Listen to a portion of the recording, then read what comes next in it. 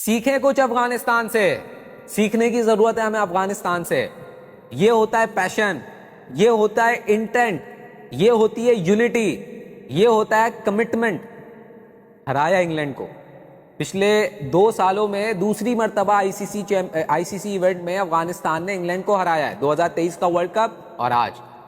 यार क्या कमाल की इंप्रूवमेंट है। दिल खुश हो गया यार अफगानिस्तान को देख के। मतलब क्या टीम बन के खेले, क्या नेवर गिव अप अप्रोच के साथ खेलें। मतलब बहुत कुछ सिखा गए वो हमें। ठीक है, हमने अफगानिस्तान के, हमारे प्लेयर्स ने अफगानिस्तान की क्रिकेट को सिखाया ना, उनको सिखाकर आगे बढ़ाया ना। आज अफगानिस्तान क्रिकेट ये चीख चीख कर बोल रही है कि आपको सीखने की जरूरत है अफगानिस्तान टीम से।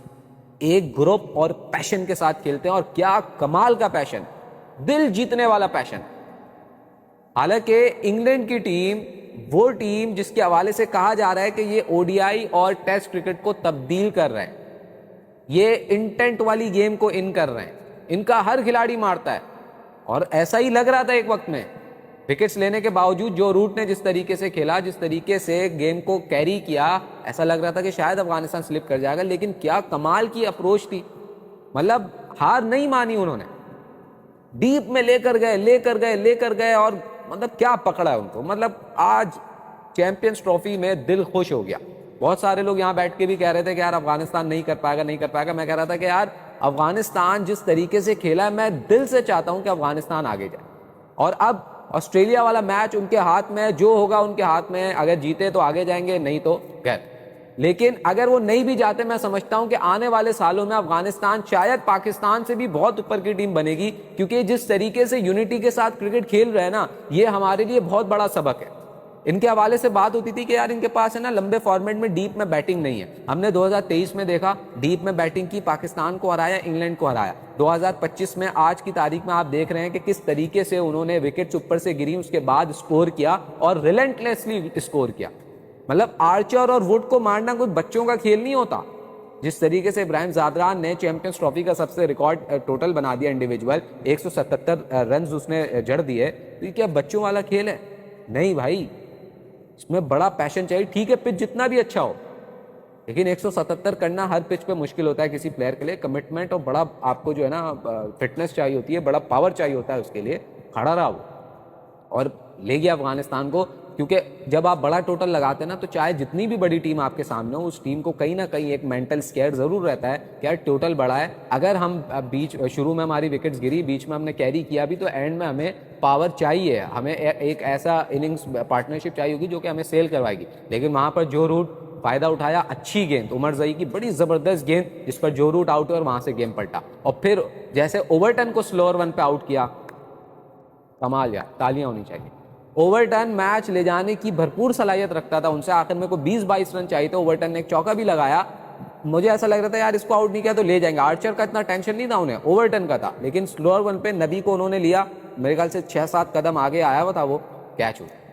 तो इस तरीके से ट्रैप किया उन्होंने, मतलब भरपूर घेरा तंग किया उनके अगेंस्ट और पकड़ लिया। मैं कहूंगा कि जो गर्दन से दबोचते हैं ना, दबोचा है अफगानिस्तान ने आज इंग्लैंड को, और ये बताया है कि वो किस तरीके से इवॉल्व कर रहे हैं। चाहे राशिद खान हो, मुझे याद है कराची में इनका मैच हुआ था साउथ अफ्रीका के अगेंस्ट, तो उनके फैंस बड़े पुरजोश तरीके से आए थे, पूरी उम्मीद थे उस मैच के लिए। वो मैच वो हार गए, उस तरीके से परफॉर्म नहीं किया। लेकिन जब वो वापस निकले बाहर, अफगानिस्तान जब हार गया, तो वो कह रहे थे कि भाई हमारी टीम बड़ी तगड़ी है।